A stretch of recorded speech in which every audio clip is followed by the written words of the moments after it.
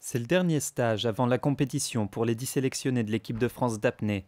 À Monaco, Pierre Frolat, 4 records du monde à son actif, a accueilli les apnéistes à l'École Bleue. L'occasion de les emmener dès le premier jour sur les rives du Larvoto, à la recherche de l'épave du Catalina. L'équipe de France ne trouvera pas les vestiges de l'hydravion, mais ressortira de l'eau déjà plus soudée. Ça s'est très bien passé, c'était l'occasion de se retrouver tous ensemble. On vient des quatre coins de la France, donc c'est sympa de pouvoir, avant une grosse échéance, se retrouver et surtout dans des conditions presque parfaites. Ce matin, très bien, très bonne sensation. L'eau était bien calme, très bleue, très jolie. On n'a pas vu l'épave, mais on a fait des bonnes descentes à la gueuse, donc en étant tracté vers le fond par une machine.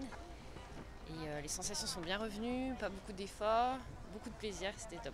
Et l'idée, c'est d'arriver déjà sur la compétition en se connaissant bien.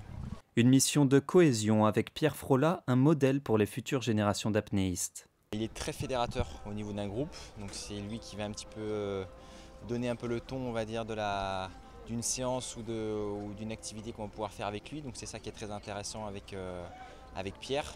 Et c'est vrai quand on vient ici, on est assez chapeauté par lui et c'est vrai que ça met tout de suite une ambiance de convivialité qui est très importante et très intéressante pour nous. C'est ce qu'on vient rechercher ici. Pierre, c'est un grand champion qui a très bien réussi sa transition.